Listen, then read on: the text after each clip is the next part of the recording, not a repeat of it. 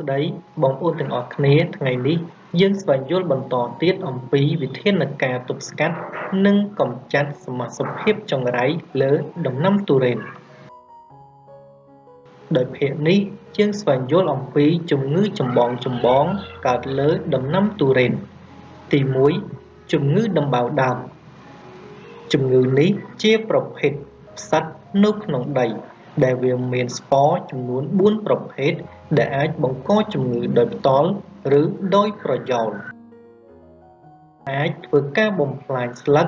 ដើមនិងឫសពួកវាអាចរីករាលដាលតាមរយៈដី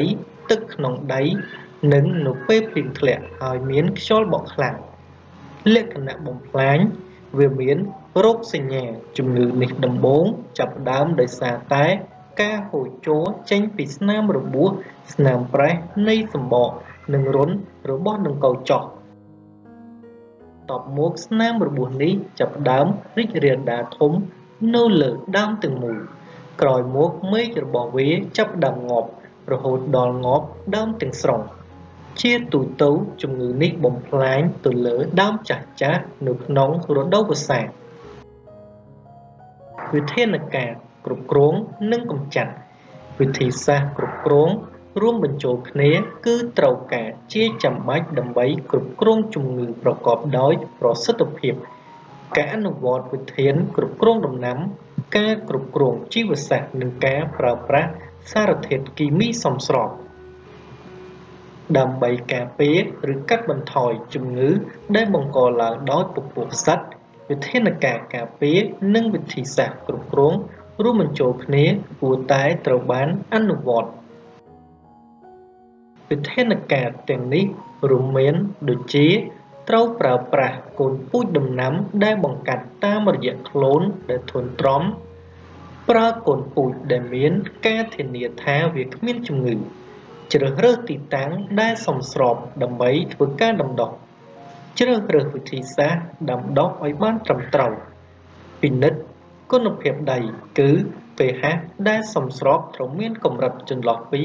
5.5 ទៅ 6.5 ប្រើប្រាស់ជីត្របាក់ឲ្យបានត្រឹមត្រូវ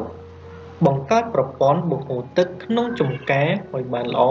ដោយសារផ្សិតប្រភេទនេះចូលចិត្តលក្ខខណ្ឌមានសំណើម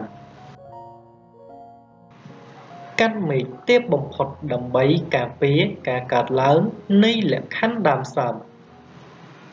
ប្រើប្រាស់ជីសរីរាង្គនិងជីគីមីឲ្យបានត្រឹមត្រូវដើម្បីបង្កើនជីជាតិដល់ដីជួយឲ្យទុរេនមានសុខភាពល្អធន់ទល់នឹងជំងឺដល់ការថែទាំឲ្យបានដិតដល់តាមរយៈការស្រោចស្រពការសម្អាតស្មៅ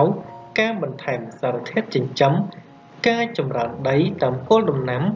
ការតាមដានវត្តមាននៃការបំផ្លាញរបស់សត្វល្អិតនិងជំងឺចង្រៃផ្សេងៗជាដើមត្រូវជៀសវាងការខូចខាតជាលិកាដើមដោយសារការរងរបួសធ្វើឲ្យរុក្ខជាតិងាយនឹងឆ្លងជំងឺសម្រាប់ដើមដែលចាប់ផ្ដើមរងការបំផ្លាញដោយជំងឺនេះកុំឲ្យរាលដាលរហូតដល់ទុរេនងាប់ដើមទាំងស្រុងយើងត្រូវចិតសម្បកត្រង់បរិវេណមានស្នាមដំបៅចេញជាមុនសិនបន្ទាប់មកយើងលាបថ្នាំគីមីកសិកម្មពេញបរិវេណដែលមានដំបៅនោះការអនុវត្តវិធានអនាម័យចម្ការតាមរយៈការដុតបំផ្លាញចោលនៅរាល់ផ្នែកសរីរាង្គដែលរងការបំផ្លាញពីជំងឺដូចជាផ្លែមែកនិងដើមជាដើមចំពោះការប្រមូលផលជៀសវាងការធ្លាក់ដែលនាំឲ្យមានរបួសស្នាមដល់ផ្លែជាហេតុនាំឲ្យមានការឆ្លងមេរោគការពារនិងកម្ចាត់ជំងឺប្រភេទនេះយើងអាចប្រើប្រាស់ថ្នាំជីគីមីកសិកម្មដែលមានសារធាតុសកម្មដោយដែលបានបង្ហាញនេះដើម្បីបាញ់និងស្រោចតាមបរិវេណជុំវិញគល់ដំណាំបាញ់ថ្នាំការពារផ្សិតរៀងរាល់15ថ្ងៃម្ដងក្នុងរដូវវស្សាឬតាមស្ថានភាពជាក់ស្ដែងនៃការបំផ្លាញរបស់ផ្សិតចង្រៃទី2ជំងឺផ្សិត Formosis រលាកស្លឹកជាទូទៅជំងឺនេះកើតឡើងនៅក្នុងលក្ខខណ្ឌសំណើមនិងសីតុណ្ហភាពក្តៅល្មមដូច្នេះ នៅពេលផ្ដល់ទឹកទៅលើកូនដំណាំដែលនៅចង្អៀតគ្នានោះគឺជាលក្ខខណ្ឌដ៏ល្អដល់ការរីករាលដាលរបស់ជំងឺនេះលក្ខណៈបំផ្លាញជាចម្បងជំងឺចម្បងលើដំណាំកូនទុរេនវាបង្កើតស្នាមពណ៌ត្នោតឬប្រផេះស្រាលដែលមានគែមពណ៌ត្នោតក្រមៅនៅលើស្លឹករបស់ដំណាំផែនការគ្រប់គ្រងនិងកម្ចាត់រៀបចំទុកដាក់កូនដំណាំឲ្យមានគម្លាតសមស្រប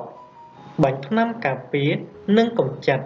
ផ្សិតចង្រៃលើកូនដំណាំដើម្បីប្រាកដថាកូនដំណាំមិនមានការបំផ្លាញពីជំងឺផ្សេងៗមុននឹងធ្វើការដាំដុះជ្រើសរើសកូនដំណាំដែលមិនមានសញ្ញានៃការបំផ្លាញរបស់ជំងឺជ្រើសរើសវិធីសាស្ត្រដាំដុះឲ្យបានត្រឹមត្រូវប្រើប្រាស់សារធាតុចិញ្ចឹមទៅតាមដំណាក់កាលលូតលាស់របស់ដំណាំដើម្បីឲ្យដំណាំមានសុខភាពរឹងមាំធន់នឹងកត្តាចង្រៃផ្សេងៗប្រើប្រាស់ផ្សិតជីវសាស្ត្រ Trichoderma conici លាយជាមួយជីកំប៉ុស្តដើម្បីការពារកុំឲ្យមេរោគផ្សិតរីករាលដាលដើម្បីទប់ស្កាត់និងព្យាបាលជំងឺនេះយើងអាចប្រើប្រាស់ថ្នាំកសិកម្មដែលមានសារធាតុសកម្មដូចដែលបានបង្ហាញនេះទី3ជំងឺកុលាបជំងឺនេះបណ្ដាលមកពីផ្សិតដែលវាបង្កើតជាសរសៃមីសេយ៉ូមពណ៌ស៊ីជម្ពូចាក់ចូលទៅក្នុងដើមឬមែកដែលមានទំហំ1មីលីម៉ែត្រសរសៃមីសេយ៉ូមដែលចាស់ប្រែពណ៌ទៅជាសម្បកពណ៌ផ្កាឈូកបន្ទាប់មកសម្បកនេះក៏ប្រេះបែកទៅតាមអាកាសធាតុអ្នកបំផ្លាញជំងឺនេះធ្វើការបំផ្លាញទៅលើមែកខ្ចីដែលទើបដុះធ្វើឲ្យស្លឹកស្រពោននិងងប់ការរីករាលដាលនៃជំងឺនេះកើតឡើងដោយសារដំណក់ទឹកភ្លៀងនិងតាមកម្លាំងខ្យល់បក់នៅពេលដែលសរសៃមីសេយ៉ូមទៅប៉ះនឹងសម្បកដើមដែលសើមបន្ទាប់មកផ្សិតនៃជំងឺនេះចាប់ផ្ដើមដុះលូតលាស់និងធ្វើការបំផ្លាញទៅលើដំណាំវិធានការគ្រប់គ្រងនិងកម្ចាត់យើងត្រូវដាំដុះឲ្យមានគម្លាតសមស្របជំងឺផ្សិតកុលាបអាចត្រូវបានគ្រប់គ្រងដោយសារការកាត់មែកឈើដែលមានមេរោគហើយព្យាបាលមុខរបួសដោយថ្នាំសម្លាប់ផ្សិតការប្រើប្រាស់ថ្នាំដែលមានទម្រង់ copper ដូចជាល្បាយ copper oxychloride ដែលបានផ្ដល់ការការពារពីជំងឺផ្សិតកុលាបការអនុវត្តគួរបាញ់1ទៅ3ដងក្នុងមួយឆ្នាំនៅក្នុងកំឡុងខែមករាឧសភានិងខែកញ្ញា4ជំងឺរលួយឫសជំងឺរលួយឫសជាជំងឺដែលបង្កឡើងដោយផ្សិតទូទៅជំងឺនេះកើតឡើងនិងមានផលប៉ះពាល់ខ្លាំងនៅពេលដែលមានភ្លៀងធ្លាក់ខ្លាំងមានសំណើមខ្ពស់ហើយអាចសាយភាយតាមរយៈខ្យល់ទៅកាន់ស្លឹកមែកនិងផ្លែលក្ខណៈបំផ្លាញជំងឺនេះធ្វើការបំផ្លាញទៅលើប្រព័ន្ធឫសរបស់ទុរេនធ្វើឲ្យឫសទុរេនឡើងពណ៌ត្នោតហើយរលួយរោគសញ្ញារបស់វាគឺធ្វើឲ្យមានស្នាមចំទឹកជាមួយនឹងស្នាមទឹកហូរទៅនឹងគល់របស់ដំណាំសាច់ឈើនិងសម្បកប្រែទៅជាពណ៌ត្នោតក្រមៅប្រសិនបើវាកើតលើគល់ទាំងមូលនោះស្លឹកទាំងអស់នឹងជ្រុះបន្ទាប់មកដើមក៏ងាប់វិធានការគ្រប់គ្រងនិងកម្ចាត់យើងត្រូវប្រើប្រាស់កូនពូជដែលមានសុខភាពល្អគ្មានជំងឺនិងជ្រើសរើសទីតាំងដែលសមស្របដើម្បីធ្វើការដាំដុះជ្រើសរើសវិធីសាស្ត្រដាំដុះឲ្យបានត្រឹមត្រូវដោយលើកដីជាទួលនិងពិនិត្យគុណភាពដីដែលមាន pH ចន្លោះពី 5.5 ទៅ 6.5 ប្រើប្រាស់ជីត្របាតឲ្យបានត្រឹមត្រូវបង្កើតប្រព័ន្ធបង្ហូរទឹកក្នុងចម្ការឲ្យបានល្អដោយសារផ្សិតនេះចូលចិត្តលក្ខខណ្ឌមានសំណើមកាត់មែកទេពបំផុតដើម្បីការពារការកើតឡើងនៃលក្ខខណ្ឌសើមប្រើប្រាស់ជីសរីរាង្គនិងគីមីឲ្យបានត្រឹមត្រូវដើម្បីបង្កើនជីជាតិដល់ដីនិងជួយឲ្យទុរេនមានសុខភាពល្អធន់ទៅនឹងជំងឺដល់ការថែទាំឲ្យបានដិតដល់តាមរយៈការស្រោចស្រពការសម្អាតស្មៅ ការបន្ថែមសារធាតុចិញ្ចឹមការចម្រើនដីតាមគល់ដំណាំការតាមដានវត្តមាននៃការបំផ្លាញរបស់សត្វល្អិតនិងជំងឺចង្រៃផ្សេងៗជាដើមជៀសវាងការខូចខាតជាលិកាដើមដោយសារការរងរបួសធ្វើឲ្យរុក្ខជាតិងាយឆ្លងនិងកើតជំងឺ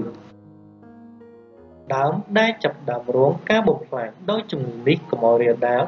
រហូតដល់ទុរេនងាប់ដើមទាំងស្រុងយើងត្រូវចិតសម្បកត្រង់បរិវេណមានស្នាមដំបៅចេញជាមុនសិនបន្ទាប់មកយើងលើកថ្នាំកសិកម្មពេញបរិវេណដែលមានដំបៅនោះការអនុវត្តវិធានអនាម័យចំការតាមរយៈការដុតបំផ្លាញចោលនៅរាល់ផ្នែកសរីរាង្គដែលរងការបំផ្លាញពីជំងឺដូចជាផ្លែមែកនិងដើមជាដើមការប្រមូលផលយើងត្រូវជៀសវាងការធ្លាក់ដែលនាំឲ្យមានរបួសស្នាមដល់ផ្លែដែលជាហេតុនាំឲ្យមានការឆ្លងមេរោគយើងត្រូវការពារនិងកម្ចាត់ប្រភេទនេះដោយយើងអាចប្រើថ្នាំកសិកម្មដែលមានសមាសធាតុដូចបានបង្ហាញនេះដើម្បីបាញ់និងស្រោចតាមបរិវេណជុំវិញគល់ដំណាំយើងត្រូវបាញ់ថ្នាំការពារផ្សិតរៀងរាល់15ថ្ងៃក្នុងរដូវវស្សាឬតាមស្ថានភាពជាក់ស្ដែងនៃការបំផ្លាញរបស់ផ្សិតចង្រៃទី5ជំងឺផ្សិតអង្គត្រណោះស្លឹកទុរេនជំងឺនេះបណ្ដាលមកពីផ្សិតដែលជាភ្នាក់ងារបង្ករោគភាពជំងឺអាស្រ័យទៅលើលក្ខខណ្ឌអាកាសធាតុនិងសីតុណ្ហភាពសំណើមបរិយាកាសខ្ពស់ 95% និងសីតុណ្ហភាពចន្លោះពី25ទៅ28អង្សាសេប្រសិនបើជាប្រជាកជំងឺផ្សិតនេះច្រើនវាឆ្លងពីស្លឹកទៅផ្កាពីផ្កាទៅផ្លែផងដែរលក្ខណៈបំផ្លាញវាបំផ្លាញនៅលើផ្នែកស្លឹកផ្កានិងផ្លែមានរាងជារង្វង់ដាច់ពីគ្នាស្នាមមានពណ៌ប្រផេះស្រាលឬពណ៌ត្នោតស្លេកលក្ខណៈជាស្លឹកងាប់ព័ទ្ធជុំវិញដោយវណ្ណពណ៌ខ្មៅឬត្នោតចាស់ជាទូទៅកើតនៅចុងស្លឹកធានការគ្រប់គ្រងនិងកម្ចាត់ដើម្បីការពារឬកាត់បន្ថយជំងឺដែលបង្កឡើងដោយពពុះផ្សិតនេះវិធានការការពារនិងគ្រប់គ្រងរួមបញ្ចូលគ្នាគួរតែត្រូវបានអនុវត្តវិធានការទាំងនេះរួមមានត្រូវជ្រើសរើសតំបន់ដាំដុះឲ្យបានសមស្របជ្រើសរើសកូនពូជដែលគ្មានការបំផ្លាញពីសមាសភាពចង្រៃផ្សេងៗត្រូវភ្ជួររាស់សម្អាតស្មៅនិងកាកសំណល់ដំណាំផ្សេងៗឲ្យបានស្អាតល្អត្រូវដាំឲ្យមានគម្លាតដើមសមស្រប